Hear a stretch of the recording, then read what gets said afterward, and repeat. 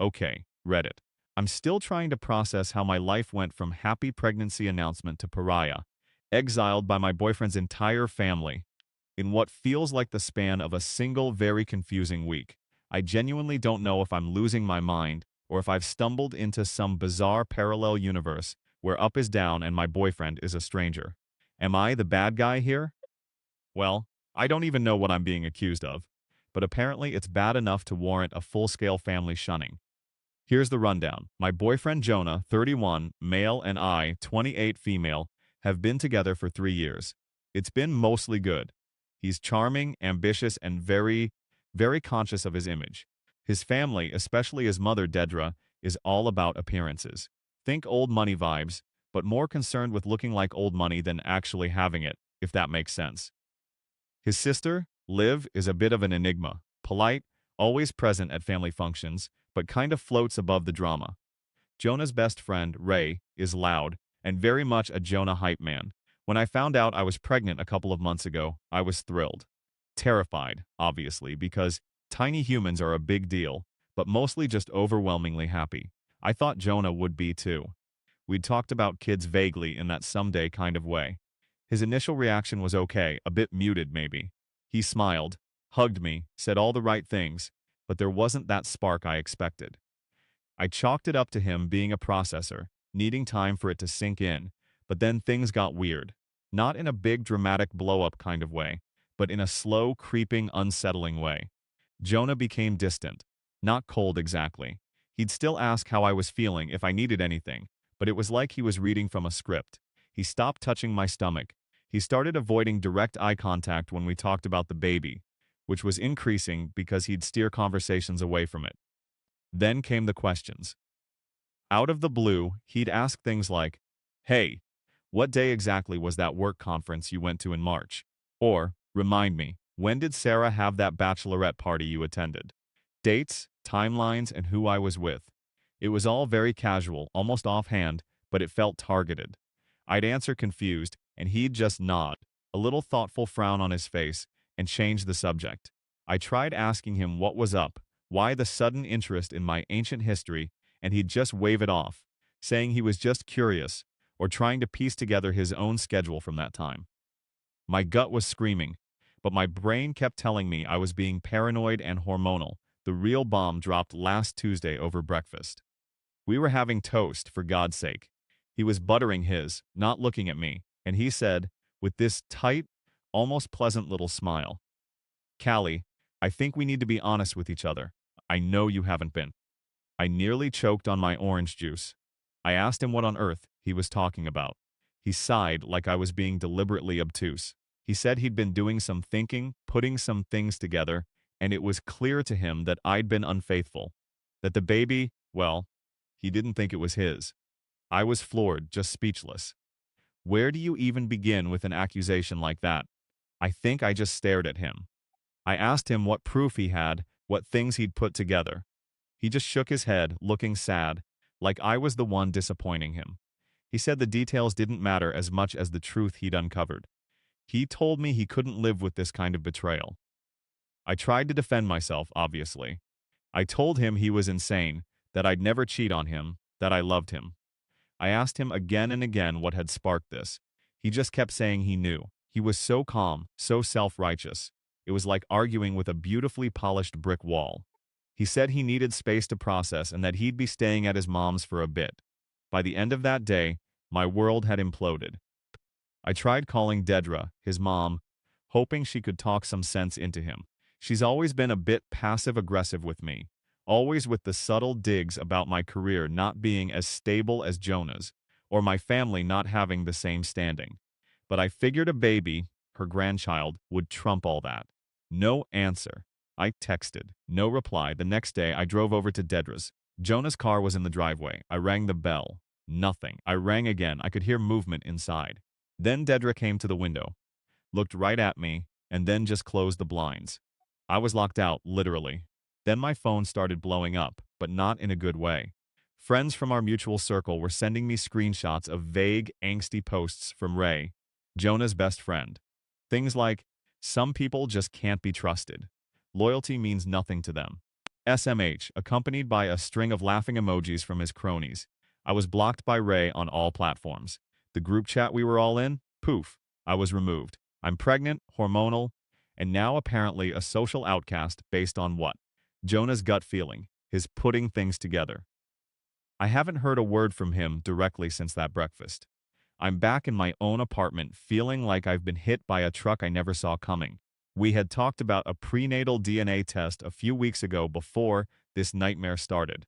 I think it was after a conversation about genetic screening, and the topic just came up. I was all for it. Not because I had anything to hide, obviously, but because I'm a planner and like having information. Jonah had seemed agreeable at the time, even a little enthusiastic, saying it would be reassuring. We'd even looked up clinics. Now I'm wondering if that was part of his investigation. Did he somehow twist my willingness to take a test into an admission of guilt? The worst part is the silence. They do not know what supposed evidence they think they have. It's eating me alive. I feel like I'm suffocating.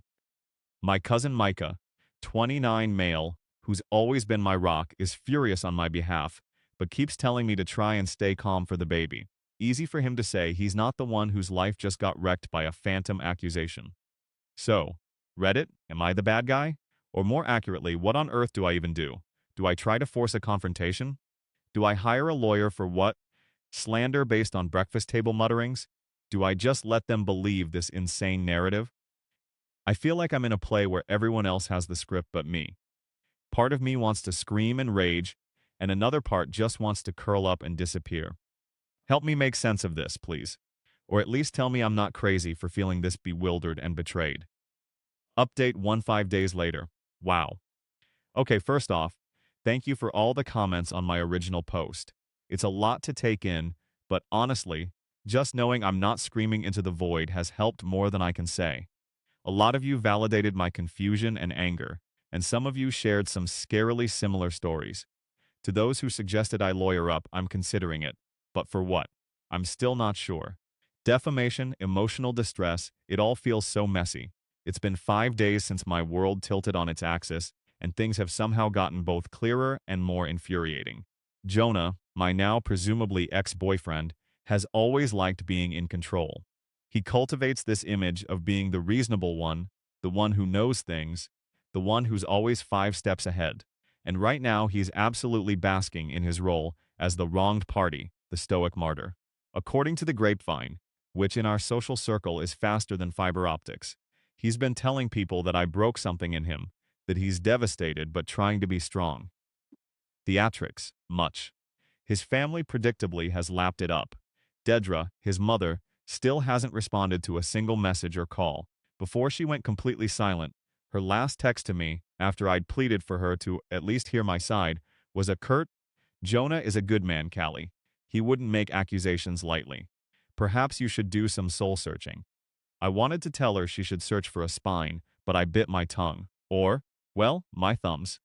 Passive aggression runs strong in that family, and Dedra is its queen. Ray, Jonah's insufferable best friend, has escalated his vague subtweeting into a full-blown smear campaign.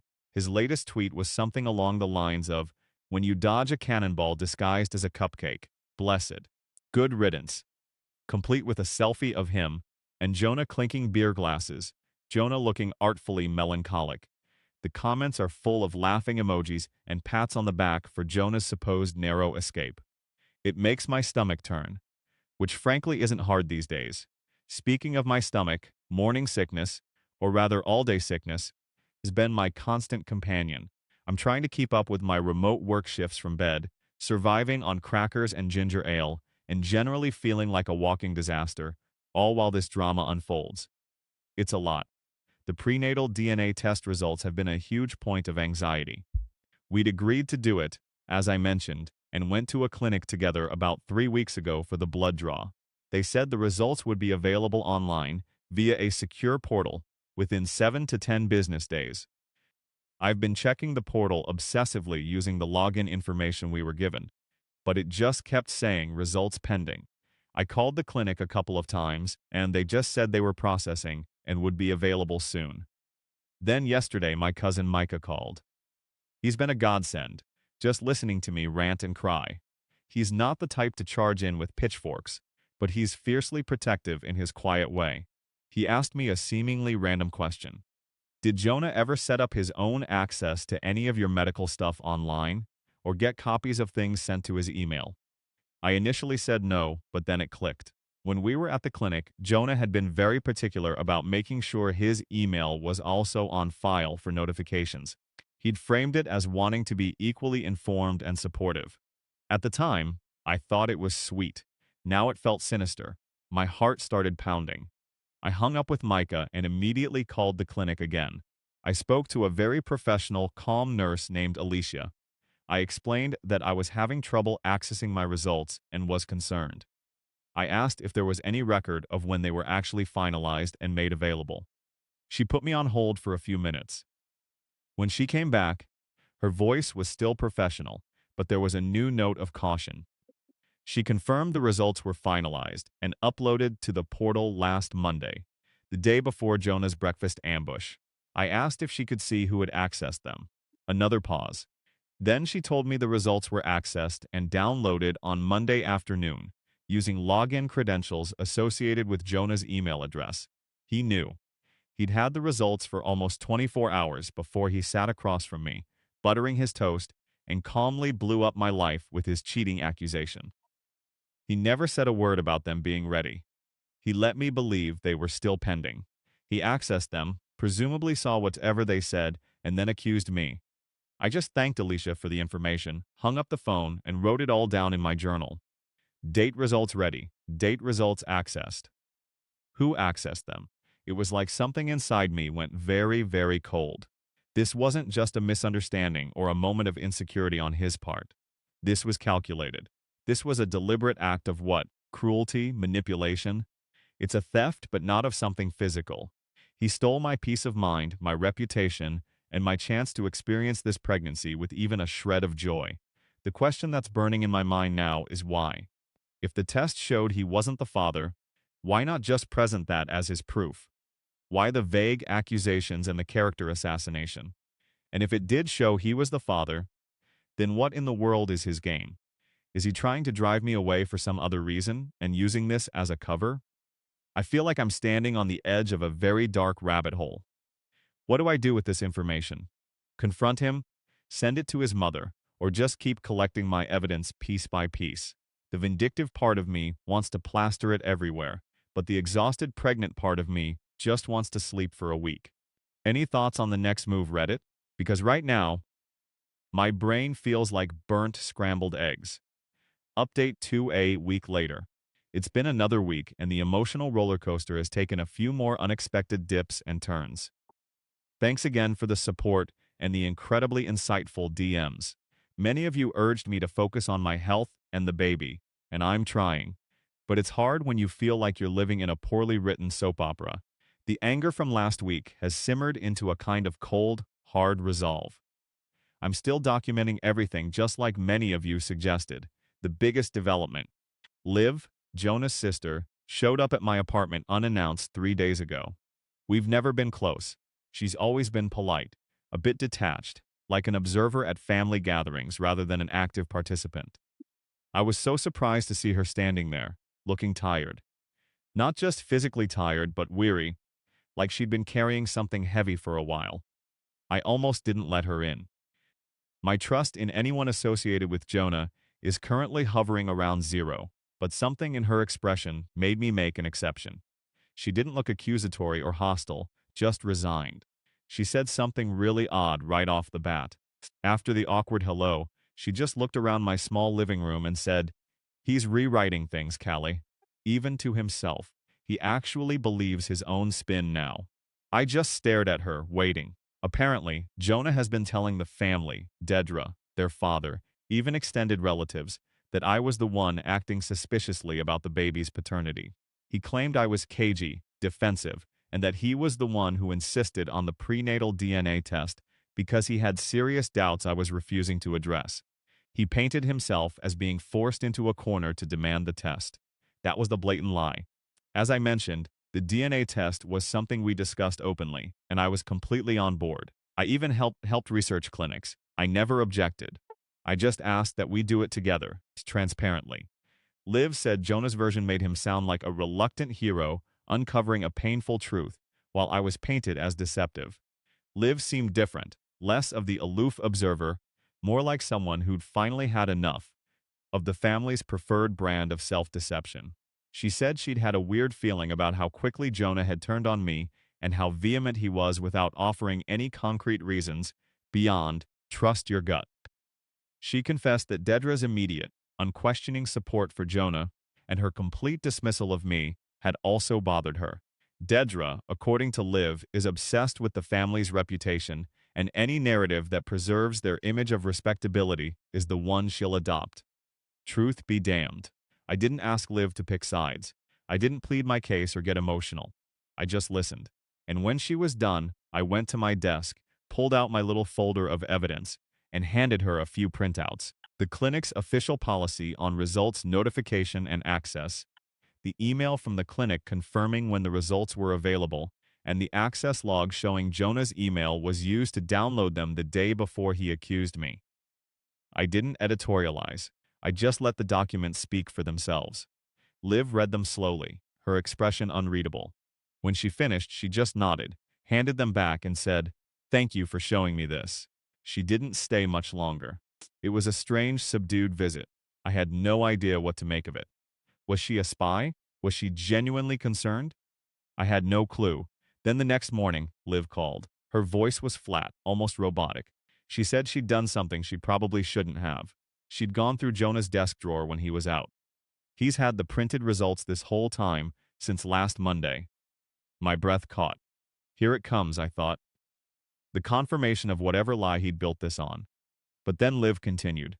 They were in an envelope from the clinic, tucked under a bunch of old mail. I opened it. Callie, the results are positive. It says the probability of paternity is 99.99%. It's his. The baby is yours and his. I just stared at my phone. The world didn't tilt this time. It just stopped. There was no rush of anger, no wave of relief, not even vindication. Just this profound, echoing silence in my head, like my mind was holding its breath, waiting for the other shoe to drop even though it already had. He knew. He'd known for almost 2 weeks that the baby was his, and he still chose to accuse me of cheating, to let his family vilify me, to turn my life upside down. Why? What kind of monster does that? Liv was quiet on the other end of the line for a moment. Then she just said, I don't understand him, Callie. I don't think I ever have, but you needed to know this. She said she'd confronted Jonah with the printed results, and he'd apparently stammered something about being confused, about the dates still not adding up in his head, about needing time to process the shock. Liv said it was the weakest, most pathetic display she'd ever seen from him. He then apparently got angry, accused her of snooping and trying to cause trouble. Classic deflection. So now I have the truth, the actual clinical, undeniable truth, and it's somehow worse than the uncertainty, because this isn't about a mistaken belief or a moment of insecurity. This is a deliberate, malicious campaign to destroy me, for reasons I still can't fathom. Is he trying to get out of being a father by making me the villain? Is he that terrified of responsibility? Or is this some kind of twisted power play because he felt his control slipping? Liv asked me what I wanted to do. I told her I didn't know. Part of me wants to take these results and plaster them on a billboard outside Dedra's house. Another, more tired part of me wonders if it even matters anymore. They've shown me who they are. What's the next step? Reddit? My head is spinning with possibilities, none of them particularly appealing. Update 3A week later. Hello again, Reddit. This past week has felt like a year. After Liv's bombshell about the DNA results, I spent a few days in a sort of numb haze. The sheer, premeditated cruelty of Jonah's actions was, and still is, hard to fully absorb. Many of you sent messages of support, and a lot of you had some very creative suggestions for revenge. While tempting, I'm trying to think strategically, not just emotionally. A couple of days after Liv's call, I got a message, not from Jonah, but from Dedra. It was surprisingly formal, requesting my presence at a family meeting to discuss recent events and find a path forward. My first instinct was to tell her exactly where she could shove her family meeting. But then Liv texted me separately, a simple, I think you should come, I'll be there. That made me pause. Liv, who had risked Jonah's wrath to tell me the truth, her presence felt like it might shift the dynamic. So, against my better judgment, I agreed. The meeting was at Dedra and her husband's house, the same house I'd been effectively locked out of just weeks before. I showed up alone. My cousin Micah had offered to come to be my silent support, but I told him I needed to do this myself. I didn't bring my folder of evidence. I didn't feel like I needed to. I had a feeling Liv had that covered. The atmosphere was thick with unspoken accusations and forced politeness. Jonah was there, looking pale and avoiding my gaze. Dedra was doing her best impression of a disappointed but magnanimous matriarch. Her husband, a man who usually says about 3 words per family gathering, was just sort of present. Ray, thankfully, was not invited. Small mercies, Dedra started things off with a carefully worded speech. It was all about unfortunate misunderstandings, the sanctity of family, and the pain everyone had endured. Then she pivoted to how my actions, still unspecified, of course, had caused Jonah immense distress and cast a shadow over their family's reputation. She spoke about the importance of forgiveness, but it was clear she meant my forgiveness of them for, well, for believing their son's baseless lies, I guess, and my begging for their forgiveness for my imaginary transgressions. It was a masterclass in passive-aggressive blame-shifting. She talked about public scrutiny, the whispers, the shame. It was all about the optics. I just sat there listening, letting her dig her own grave. Jonah fidgeted, occasionally nodding along when Dedra made a particularly self-serving point. Then, just as Dedra was winding up to what I presumed would be some sort of conditional offer of reconciliation, if I groveled sufficiently. No doubt, Liv calmly reached into her handbag and pulled out an envelope. The clinic envelope. She didn't say a word. She just slid it across the polished dining room table. It landed with a soft thud in front of Dedra. No drama, no raised voices, just the envelope. Dedra looked at it, then at Liv. A flicker of something, annoyance, apprehension in her eyes. She picked it up, pulled out the papers. I could see the clinic's letterhead from across the table. The bold probability of paternity, 99.99%. The silence in the room was deafening. Dedra's face went blank. She read it, then read it again. Jonah looked like he was about to be sick. He started to say something, some garbled excuse about still being confused about the dates, but his voice cracked and trailed off. He looked utterly pathetic. Dedra didn't apologize. She didn't look at me with remorse. She just blinked twice. Then she folded the papers neatly, placed them back in the envelope, and said very quietly, "Perhaps we all need a moment to process this new information."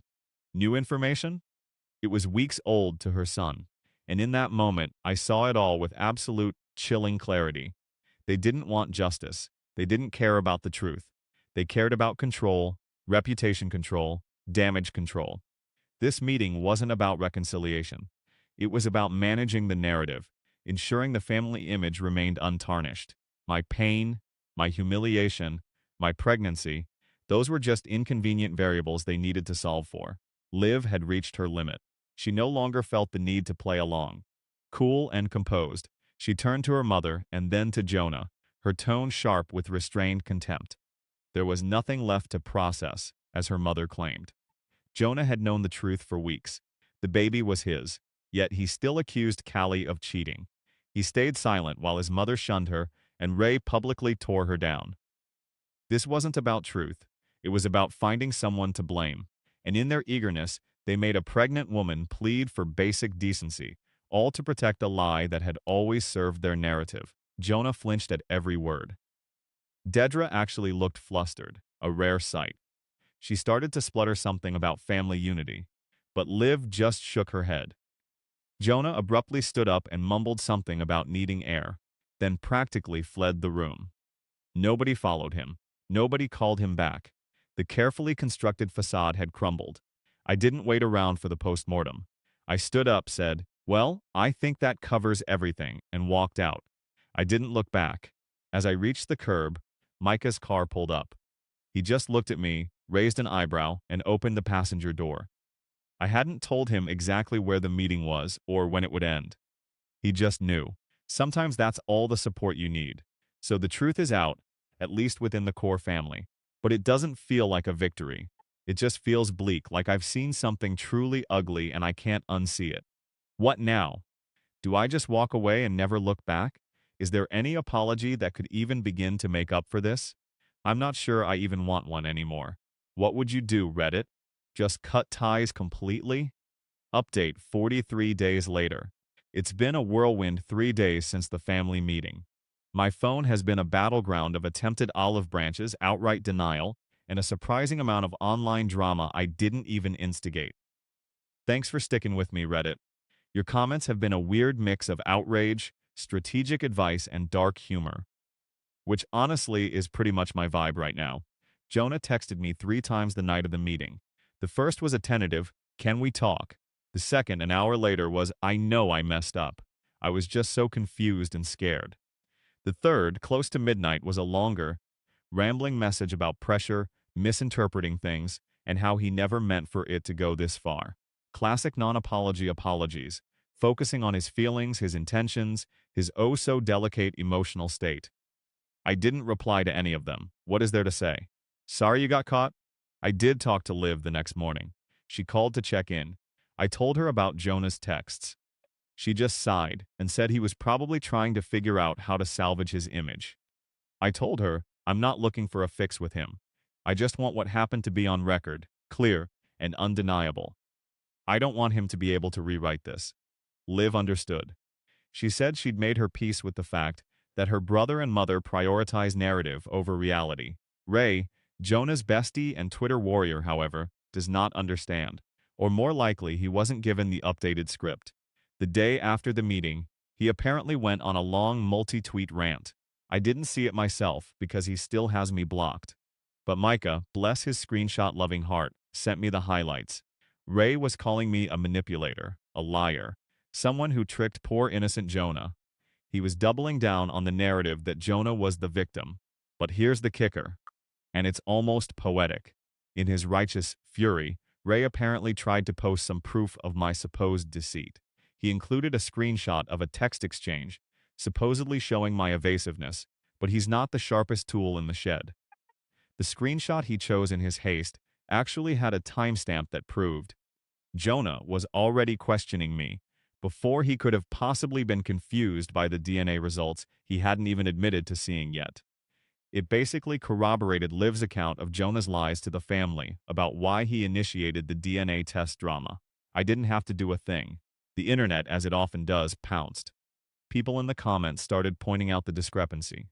Ray, flustered, tried to delete it, but it was too late. Screenshots live forever. His thread, meant to vilify me, ended up just making Jonah look even more calculating, and Ray look like a fool. The lie, as one of you so aptly put it in my DMs, was cannibalizing itself. It was almost satisfying in a grim sort of way. Jonah has apparently been trying to spin the narrative again, this time to a wider circle. He's telling people he was scared, that he felt pressured by me, about what is unclear, that he was misled by whom, also unclear, the DNA test results, perhaps, and that he genuinely thought the baby wasn't his because he was just so overwhelmed. It's a pathetic attempt to garner sympathy, to paint himself as a confused, frightened man-child rather than a manipulative, image-obsessed coward. From what Liv has heard, nobody is really buying it at this time. The cracks in his carefully curated facade are too big to ignore. Dedra, his mother, sent me a single terse message yesterday. I wish things had been clearer from the start for everyone's sake.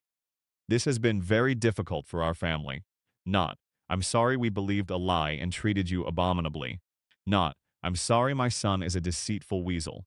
Just a vague expression of regret that things weren't clearer. As if this was some unfortunate weather event, instead of a deliberate campaign of cruelty orchestrated by her son, which she enabled. I stared at the message for a long moment. Then I just deleted it. No reply, no engagement, nothing. The one thing I've truly learned through all this is that some people don't want the truth. They want version control. They want the narrative that makes them look best, feel best, and cost them the least. Jonah, Dedra, Ray, they're all obsessed with managing perceptions, and I refuse to be a character in their poorly written, self-serving drama anymore. So, what's next for me? Honestly, peace. I'm focusing on my health, on this baby, on rebuilding my sense of self away from their toxic orbit. The anger is still there, but it's less of a raging fire and more of a cold, hard ember. It fuels my resolve, not my rage. Update 52 months later. It's been a couple of months since my last update, and life has settled into a new, much quieter rhythm. The dust from the explosion Jonah detonated in my life has mostly settled, and I'm finding my footing again. Many of you reached out with kind words and encouragement, and it meant more than you know during those really dark, confusing weeks. The baby is healthy, growing right on schedule, and so am I. Pregnancy without the constant stress of Jonah's mind games and his family's judgment is unsurprisingly a much more pleasant experience. I've kept things simple. Small routines, short daily walks, regular prenatal appointments with a wonderful new OB who knows nothing of the drama. And for that, I'm grateful. My apartment has become my sanctuary. Micah, my cousin, has been an absolute rock. He visits often, usually armed with healthy snacks or offers to help with little things around the apartment. He doesn't push me to talk about Jonah, but he listens patiently when I do. His quiet, unwavering support has been a lifeline. Liv, Jonah's sister, has been surprisingly respectful of my space. She sent a lovely package of gender-neutral baby clothes and a thoughtful card a few weeks ago. No demands, no probing questions, just a simple, thinking of you and wishing you both well. I sent a polite thank you note. We don't talk often, but there's an unspoken understanding there. I think she saw the truth and, in her own way, acted on it. She's not my confidant, but she's no longer just an enigma. She's someone who, when it mattered, chose integrity over family loyalty, and I respect that. As for Jonah, I honestly don't know much and I don't seek out information. The last I heard, very indirectly, was that he was still trying to play the victim card, albeit to a much smaller and less receptive audience. His attempts to respin the narrative apparently fell flat once the core truth about the DNA test and his deception became more widely known, thanks in part to Ray's spectacular own goal on Twitter. Dedra, I imagine, is busy trying to glue the pieces of their family's reputation back together, probably with a version of events that paints Jonah as tragically misguided rather than malicious. It doesn't matter to me anymore. Their narrative is their prison, not mine. The clinic, at my request, locked my file so that access is only possible with credentials I set up myself, with two-factor authentication. My information, my results, my control. It's a small thing, but it feels significant. When the time comes, the name on the birth certificate will be mine and mine alone. Jonah abdicated any right to that role, not just through his lies, but through his profound lack of character. The prenatal DNA test results, they're tucked away in a drawer. I don't look at them. I don't need to. They're not proof anymore. They're documentation, a quiet, factual record of a truth he tried so desperately to bury. Some lies, I've realized, don't need to be fought with screaming matches or dramatic confrontations.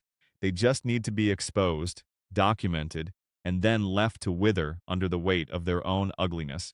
My revenge isn't about making Jonah suffer. It's about me thriving, about building a happy, healthy life for myself and my child, far removed from their toxicity. It's about emotional detachment, not endless drama. And in that, I think I found my peace. Thank you, Reddit, for being a sounding board. I'm not asking, am I the bad guy anymore? I know I'm not. I'm just moving forward. And it feels pretty good.